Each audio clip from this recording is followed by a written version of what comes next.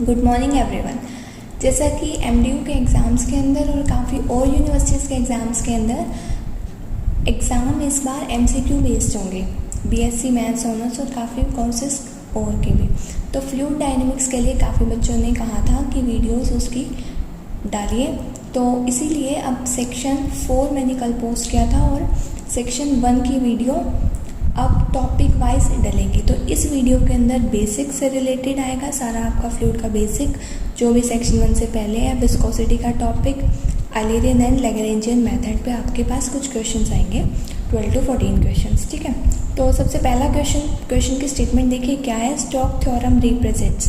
Stokes theorem का formula आपको पता होगा, अगर आपने जो स्टार्टिंग के 2-3 पेजेस हैं नोट्स के, अगर उसको अच्छे से स्टडी किया तो आपको इस क्वेश्चन में कोई भी प्रॉब्लम नहीं आएगी। और आप अगर देखेंगे तो तीनों ही ऑप्शंस इसके करेक्ट हैं, तीनों ही ऑप्शंस करेक्ट है, यानी कि आपके पास मल्टीपल चॉइस क्वेश्चन आएंगे एग्जाम के अंदर। आप तीनों करेक्ट नहीं कर सकते, सो आपको डी ऑप्शन करेक्ट करना है, ऑल ऑफ दिस, ठीक है। तीनों ही सही है, ए, बी और सी। पेज नंबर 6 पर आपको ये क्वेश्चन मिल जाएगा। पेज नंबर्स मैं डाल देती हूँ ताकि आपको इजी हो जाए क्वेश्चन ढूंढने के अंदर। और अगर आपने सेक्शन 1 आप चाहते हैं एक बार खुद ट्राई करना, तो पहले एक बार basic viscosity, Eulerian and Lagrangian method को अच्छे से पढ़ लीजिए बुक में से। उसके बाद इन एमसीक्यूज़ को अटेम्प्ट कीजिए ताकि आपको और अच्छे से हो जाए और एग्ज़ाम की तैयारी भी हो जाए। तो चलिए, ये क्वेश्चन 1 स्टोक्स थ्योरम पे बेस्ड था। आप क्वेश्चन 2 की स्टेटमेंट देखते हैं क्या है। क्वेश्चन 2 की स्टेटमेंट है, in Eulerian method we know that we find the value of curl F by curl T, जहाँ पर curl F by curl T की वैल्यू होती है limit curl tends to 0 F of R T plus delta T minus F of R T upon delta T. तो आपके पास यहाँ पर पूछा गया curl F by curl T क्या होता है। ये तो आपने आइलेरियन मेथड के अंदर पढ़ा भी होगा कि आपके पास इस curl F by curl T को क्या बोलते हैं, local time rate of change. Local time rate of change होती है, आपको क्वेश्चन मिल जाएगा पेज नंबर 11 पर। अब देखिए, ये तो आपके पास आइलेरियन का मैंने एक क्वेश्चन बना दिया। सेम क्वेश्चन ही आपके पास आ सकता है लैग्रेंजियन मेथड पर। लैग्रेंजियन मेथड पे आप निकालते हैं उसमें D F by D T, ठीक है। यहाँ पर आप curl F by curl T निकालते हैं, वहाँ पर आप D F by D T निकालते हैं, ठीक है। और इस क्वांटिटी को क्या बोलते हैं, total time rate of change, particular rate of change, individual rate of change. तीनों ही उसके नाम है। एग्जाम के अंदर कोई भी एक ऑप्शन डाल सकता है या तीनों ऑप्शन डाल के ऑल ऑफ दिस का ऑप्शन भी आ सकता है। तो आपको पता होना चाहिए, पहला ऑप्शन आइलेरियन के लिए, बाकी तीनों ऑप्शन है लैग्रेंजियन के लिए, ठीक है। तो चलिए अब चलते हैं क्वेश्चन नंबर 3 पर। अब क्वेश्चन नंबर 3 की स्टेटमेंट है, the flux the rate of flow across any surface S is defined by the integral. देखिए, अब आपने फ्लक्स के definition, flux across any surface, ये एक टॉपिक है पेज नंबर 10 पे, छोटा सा टॉपिक है। इसको अगर आपने अच्छे से स्टडी किया है तो आपको इसका फॉर्मूला बताओ। तो फॉर्मूला था डेंसिटी इंटू में नॉर्मल वेलोसिटी इंटू में एरिया। तो देखिए, यहाँ पर क्यू का स्क्वायर है, इसलिए ऑप्शन बी नहीं आएगा, ऑप्शन ए नहीं आएगा, आपके पास आएगा ऑप्शन सी।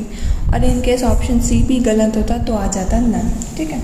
तो बहुत इजी क्वेश्चन था। अगर आपने फ्लक्स वाला टॉपिक पढ़ रखा है तो आपको इस क्वेश्चन में कोई भी प्रॉब्लम नहीं आएगी। चलिए अब चलते हैं क्वेश्चन 4 की तरफ। क्वेश्चन 4 की स्टेटमेंट है, the internal friction between the particles of the fluid which offers resistance to deformation of fluid is called. ये आपने definition as it is page number 9 पर आपने देखा होगा। विस्कोसिटी की जब आप डेफिनेशन पढ़ते हैं तो उसकी डेफिनेशन यही है, the internal friction between the particles of the fluid which offers resistance to deformation of fluid, और इसे हम बोलते हैं viscosity. So option A is correct. अब आपको पता होना चाहिए कि जिन फ्लूइड्स के अंदर विस्कोसिटी नहीं होती, बिल्कुल भी नहीं होती, उन्हें क्या बोलते हैं, आइडियल फ्लूइड, परफेक्ट फ्लूइड और इनविसिड फ्लूइड। तो अगर आपके पास आ जाए कि अगर उनके अंदर इंटरनल फ्रिक्शन बिल्कुल भी ना हो तो उसे क्या बोलेंगे, उसे बोलेंगे ideal fluid, perfect fluid, inviscid fluid. तीनों एक ही चीज़ के नाम है। आपको उस टाइम पे देखना है आपके ऑप्शंस में कौन से वाला ऑप्शन है, उसी को आपने करेक्ट करना है, ठीक है। सो इस क्वेश्चन का आपके पास करेक्ट आंसर था विस्कोसिटी, ऑप्शन ए। अब क्वेश्चन नंबर 5 देखिए। क्वेश्चन नंबर 5 की स्टेटमेंट क्या है आपके पास, when we write del square phi is equal to curl square phi by curl x square, curl square phi by curl y square, curl square phi by curl z square। तो आपके पास ये delta square, इस operator का square क्या कहलाता है? आपने vector calculus में भी पढ़ रखा है, इसको हम बोलते हैं Laplacian operator. Laplacian operator, so option A is correct. ठीक है, ये आप वेक्टर कैलकुलस में भी पढ़ चुके हैं सेमेस्टर 2 के अंदर, और फ्लूइड डायनेमिक्स में भी फर्स्ट सेक्शन से पहले, फर्स्ट सेक्शन में ही था कि इसको हम लैप्लासियन ऑपरेटर बोलते हैं, और काफ़ी बार और भी आपने यूज़ किया है। सेक्शन 1 में काफ़ी थ्योरम्स में, काफ़ी टॉपिक्स में और एग्जाम्पल्स में इसका यूज़ आया है, तो ये आपको अच्छे से पता होगा। ठीक है, और आपको ट्राई ये करना है, पहले आपको क्वेश्चन खुद ट्राई करना है, और अगर आपसे खुद नहीं होते उसके बाद आपको आंसर्स देखना है, डायरेक्टली आपको पहले आंसर नहीं देखना है। ठीक है, तो 6th क्वेश्चन देखिए क्या है। 6th क्वेश्चन की स्टेटमेंट है आपके पास, at stagnation point the value of Q is. अब आपको पता होना चाहिए स्टेग्नेशन पॉइंट पर आपके पास क्यू क्या होता है, 0, डेट स्पीड आपके पास होती है 0, ना 1 होती है ना 2 होती है, और ना ही नन तो इसलिए नहीं आएगा क्योंकि आपके पास बी ऑप्शन अगर करेक्ट आ गया पहले ही 0 तो नन नहीं आएगा। सो आपको पता होना चाहिए स्टेग्नेशन पॉइंट पर आपके पास क्यू की वैल्यू क्या होती है, 0। अब देखते हैं क्वेश्चन नंबर 7 आपके पास किस टॉपिक से रिलेटेड है, और प्रीवियस क्वेश्चन आपको पेज नंबर 10 पर मिल जाएगा। ठीक है, साथ में पेज नंबर लिखे हुए हैं, आपको कोई भी टॉपिक नहीं मिलता तो आप उस पेज पर जाकर चेक कर सकते हैं। अब नेक्स्ट क्वेश्चन है question number 7, when the flow is such that velocity at each point is independent of time. जब आपके पास फ्लूइड इस तरीके से फ्लो करता है, यानी कि आपके पास जो फ्लो है वो टाइम से इंडिपेंडेंट हो जाते हैं, तो उस केस के अंदर आपके पास उस मोशन को आप क्या कहते हैं, अनस्टेडी, नो, स्टेडी, देखते हैं एक बारी, रोटेशनल, नो रोटेशनल, और इरोटेशनल तो आपको अच्छे से मैंने सेक्शन 4 के अंदर एक्सप्लेन कर दिया था कि रोटेशनल और इरोटेशनल फ्लो क्या होते हैं। वो तो एक्सिस के अबाउट रोटेट हो तब की बात होती है, उसमें टाइम का तो कोई रेफरेंस था ही नहीं, तो इसलिए यहाँ पर आपके पास ऑप्शन जो करेक्ट है वो है स्टेडी फ्लो, यानी कि उस मोशन को आप कहेंगे स्टेडी। अब आपके पास है 8th क्वेश्चन। 8th क्वेश्चन की आपके पास स्टेटमेंट है, relation between total time rate of change and total rate of change is. अब आपने आइलेरियन और लैग्रेंजियन मेथड के जब रिजल्ट्स किए हैं दोनों के, तो उसके बाद उन दोनों के बीच का रिलेशन भी गिवन है, तो देखते हैं। सबसे पहले नन ऑफ दीज का तो सोचे ही मत, पहले अगर तीनों ही ऑप्शन आपके पास इनकरेक्ट हुए तब हम नन ऑफ दीज पर आएंगे। सो यहाँ तो कर्ल एफ डेल एफ का स्क्वायर है तो ये तो वैसे ही कैंसिल, यहाँ पे इस ऑपरेटर का स्क्वायर है तो ये भी कैंसिल। आपने देखा हो कहीं पर भी स्क्वायर नहीं आता, ना तो लैग्रेंजियन में ना ही आइलेरियन में। सो इसका जो करेक्ट आंसर है वो है D F by D T is equal to del F dot Q plus curl F by curl T, जहाँ पर ये आपके पास local time, local rate of change था, और ये यहाँ पे आपके पर्टिकुलर रेट ऑफ चेंज था। ठीक है, तो ये आपके पास था रिलेशन। ये रिलेशंस आपको सेक्शन 1 के अंदर तो काफ़ी सारे हैं, इक्वेशन भी है, डिफरेंशियल इक्वेशंस भी है, तो उनको आपने ध्यान में रखने, इन्हीं से ही एमसीक्यू बनेंगे, इनसे बाहर कुछ भी नहीं आएगा। तो ये आपको आई होप 8 क्वेश्चन बहुत अच्छे से समझ आए होंगे। कुछ क्वेश्चंस और हैं वो देखते हैं क्या है उनके स्टेटमेंट्स। 9th क्वेश्चन है आपके पास, what is the other name of flux method. अब आपने जब आइलेरियन और लैग्रेंजियन मेथड पढ़े थे उसके बाद कुछ रिमार्क्स दिए हुए थे, वैसे तो वो सारे ही रिमार्क्स इम्पॉर्टेंट हैं, और उनमें एक और ये भी चीज़ मेंशन थी कि फ्लक्स मेथड हम कौन से मेथड को बोलते हैं। तो आपने वहाँ देखा होगा Eulerian method is known as flux method. ठीक है, तो आइलेरियन मेथड करेक्ट आ गया इसका आंसर, और बाकी के सारे ऑप्शंस इनकरेक्ट हैं। ठीक है, क्वेश्चन नंबर 10 है आपके पास, out of Lagrangian and Eulerian method which method resembles with dynamics of particle. ये क्वेश्चन भी मैंने वहीं से लिया, आइलेरियन और लैग्रेंजियन मेथड के बाद जो रिमार्क्स हैं उनमें से। तो आपको वहाँ पे पता लगा होगा कि हम लैग्रेंजियन मेथड जो है ना वो पार्टिकल की डायनेमिक्स से रिलेटेड होता है। So Lagrangian method is correct option. ठीक है, यहाँ पर लैग्रेंजियन मेथड करेक्ट था। आइलेरियन मेथड को फ्लक्स मेथड बोलते हैं, और Lagrangian method is resemble with the dynamics of the particle. ये छोटी छोटी बातें ये आपको एग्जाम में ध्यान रखनी है। अब आते हैं क्वेश्चन नंबर 11 पर। तो देखिए क्वेश्चन नंबर 11 की आपके पास स्टेटमेंट क्या है, which theorem is use to convert surface integral to volume.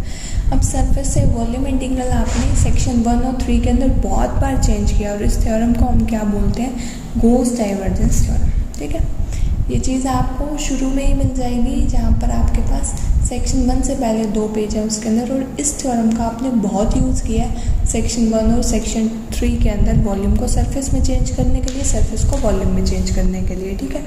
तो आई होप ये क्वेश्चन तो आपको बहुत ही ज़्यादा ईजी लगा होगा। अब आपके पास क्वेश्चन नंबर 12 है, if del of Q is equal to 0 then q is, q को क्या बोलते हैं, सोलेनोइडल वेक्टर। ये चीज़ आपने वेक्टर कैलकुलस सेकंड सेमेस्टर में भी की थी, अगर आपको वो अच्छे से किया हो आपने तो याद होगा। इस तरीके के वेक्टर्स को बोलते हैं सोलेनोइडल वेक्टर।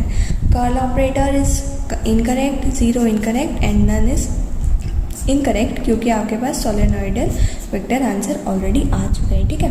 तो ये 12 क्वेश्चन थे। अब देखिए नेक्स्ट क्वेश्चन। अब देखो 13th क्वेश्चन की स्टेटमेंट है, divergence of a vector quantity is. अब divergence of a vector quantity आपके पास क्या होता है, ये बहुत ही कॉमन रिजल्ट है कर्ल, डाइवर्जेंस और ग्रेडियंट के।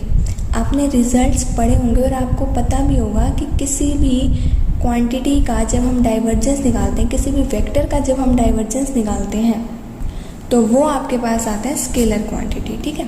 सो वेक्टर इज इनकरेक्ट, हमेशा स्केलर आता है, तो मे बी वेक्टर तो गलत आएगा ही और कैनॉट से भी गलत, ठीक है। तो इसी से रिलेटेड देखिए, ये तो एक क्वेश्चन मैंने आपको बना दिया। अब इसी से रिलेटेड अगर कोई क्वेश्चन आ जाए तो कुछ रिमार्क्स है वो मैं आपको बता देती हूँ, ताकि आपको कोई भी प्रॉब्लम ना हो इस टाइप के क्वेश्चंस करने में। अब देखो ये कुछ रिमार्क्स है कि जब भी हम ग्रेडियंट निकालते हैं, किसी भी gradient of a scalar is vector, आप ग्रेडियंट हमेशा एक स्केलर क्वांटिटी का निकालते हैं और रिजल्ट आपके पास क्या आता है, वेक्टर। डाइवर्जेंस कभी भी स्केलर का नहीं निकालते और कर्ल कभी भी स्केलर का नहीं निकालते, ग्रेडियंट हमेशा स्केलर का निकालते हैं। तो डाइवर्जेंस ऑफ अ स्केलर और कर्ल ऑफ अ स्केलर अगर जब कोई भी टर्म आ जाए तो उन टर्म का कोई मतलब ही नहीं बनता, क्योंकि डाइवर्जेंस और कर्ल दोनों ही वेक्टर क्वांटिटीज़ का निकलता है। थर्ड है आपके पास divergence of a vector is scalar and curl of a vector is vector. आप जब भी किसी वेक्टर क्वांटिटी का डाइवर्जेंस निकालते हैं तो वो आपके पास स्केलर आता है, और कर्ल जो कि वेक्टर क्वांटिटी का है वो वेक्टर आता है। तो ये तीनों ही रिजल्ट आपको पता होना चाहिए, इस पर भी क्वेश्चन आ सकता है, क्योंकि देखिए 12 क्वेश्चन फ्रॉम ईच सेक्शन तो आपके पास आएंगे। 4 सेक्शन हैं आपके पास, 50 क्वेश्चन आपको बोल रखे हैं, तो अराउंड 12 क्वेश्चन पर सेक्शन में से आएंगे। तो इन्हीं रिमार्क्स, इन्हीं नोट्स में से क्वेश्चन बनेंगे, और रिमार्क छोटे छोटे सेक्शन 1 के अंदर, 4 के अंदर तो बहुत ज़्यादा है, ठीक है। तो आपको इन रिमार्क्स को अच्छे से स्टडी करना है, ठीक है। अब इसके बाद ना आपके पास ये कुछ टर्म्स हैं, ये भी बहुत ज़्यादा इम्पोर्टेंट है आपके MCQ एग्ज़ाम से रिलेटेड, तो इन्हें देखें। कर्ल ऑफ ग्रेडियंट, किसी भी देखिए फाई कोई एक क्वांटिटी है, उसका कर्ल, उसका पहले ग्रेडियंट निकाला देन कर्ल निकाला, तो आपके पास क्या आएगा, 0। ऐसे ही क्यू का अगर आपने पहले कर्ल निकाला फिर आपने डाइवर्जेंस निकाला तो वो आपके पास क्या आ जाएगा, 0, ठीक है। और कर्ल ऑफ क्यू का फॉर्मूला आपके पास क्या होता है, gradient of divergence of q minus del square q. ऐसे ही अगर आप इस क्वांटिटी को यहाँ LHS में ले आएंगे तो इसका अलग फॉर्मूला क्या बन जाएगा, del square q is equal to gradient of divergence of q minus curl of q. तो किसी भी तरीके से आपके पास एग्जाम में आ सकता है, ये काफ़ी इंपॉर्टेंट टर्म्स है इसीलिए मैंने आपको बता दी, ठीक है। तो इन पे क्वेश्चन तो आप किसी मर्जी तरीके से बना लो, लेकिन अगर आप इन्हें एज ए रिमार्क ही याद रखेंगे तो आपके लिए बहुत बेनिफिशियल रहेगा। अब एक ना ऑर्थोगोनल कर्विलिनियर कोऑर्डिनेट से रिलेटेड कुछ रिजल्ट है जिनमें बच्चों को बहुत कन्फ्यूजन होती है, इसके बाद अब हम वो डिस्कस करते हैं। ऑर्थोगोनल कर्विलिनियर कोऑर्डिनेट्स में del square phi Laplacian operator की वैल्यू क्या होती है, 1/h1 h2 h3 ब्रैकेट में curl by curl alpha h2 h3 upon h1 curl phi by curl alpha plus del by del curl by curl beta h3 h1 by h2 curl phi by curl beta plus curl by curl phi h1 h2 upon h3 curl phi by curl gamma. ये चीज़ देखिए मैंने आपको section 2 के अंदर पूरा proof करना बताया था, और किस तरीके से हमें किस ट्रिक से इस रिज़ल्ट को याद रखना है ये भी मैंने आपको बताया था जब मैंने आपको एक्सेलरेशन के कंपोनेंट्स निकालने बताए थे। तो उसके अंदर ऑर्थोगोनल कर्विलिनियर कोऑर्डिनेट्स बहुत अच्छे तरीके से एक्सप्लेन है। अब देखो ये तो ऑर्थोगोनल में आ गई, ठीक है। इसका सबसे आसान जो होता है बिल्कुल सिंपलेस्ट फॉर्म है कार्टेशियन, उसमें आपको इतनी प्रॉब्लम भी नहीं आती। प्रॉब्लम आती है सिलेंड्रिकल स्फेरिकल में। सिलेंड्रिकल पोलर कोऑर्डिनेट्स के अंदर अल्फा बीटा गामा को हम किस चीज़ से रिप्लेस करते हैं, इसके अंदर जहाँ जहाँ अल्फ़ा बीटा गामा है आपको रिप्लेस करके आर थीटा जेड कर देना है, और जहाँ जहाँ H1 H2 H3 है आपको रिप्लेस करके 1 R और 1 कर देना है, ठीक है। तो सिलेंड्रिकल के अंदर आपको अल्फ़ा बीटा गामा को आर थीटा जेड कर देना है और H1 H2 H3 को 1 R और 1। स्फीरिकल के अंदर आपको क्या करना है, जहाँ जहाँ भी इसके अंदर अल्फ़ा बीटा गामा है उसको चेंज करके आर थीटा फाई कर देना है, और जहाँ पे भी आपके पास H1 H2 H3 है उसको रिप्लेस करके 1 R और R साइन थीटा, ठीक है। H1 को रिप्लेस करना है 1 से, H2 को रिप्लेस करना है R से, और H3 को रिप्लेस करना है R साइन थीटा से, ठीक है। तो ये कुछ आपके पास क्वेश्चन थे आइलेरियन लैग्रेंजियन मेथड से रिलेटेड, बेसिक से रिलेटेड। अब आपके पास जो नेक्स्ट वीडियो आएगी पार्ट 2, उसके अंदर आपके पास streamline, streak line, path line, जो कि बहुत इंपॉर्टेंट टॉपिक है सेक्शन 1 का, उससे रिलेटेड उसमें क्वेश्चन आएंगे 10 to 12, ठीक है।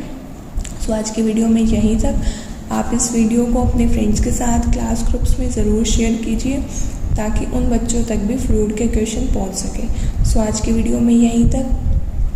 आई होप आपको ये इस वीडियो का कंटेंट यूज़फुल लगा होगा, और मैंने अपने चैनल पर फ्लूइड डायनेमिक्स लीनियर से रिलेटेड और भी काफ़ी वीडियोस डाल रखी हैं। सो आप प्लेलिस्ट में जाकर उन्हें भी चेक कीजिएगा, डिस्क्रिप्शन में भी आपको उनका लिंक मिल जाएगा। Thank you so much for watching my videos and giving me a lot of support. Have a nice day.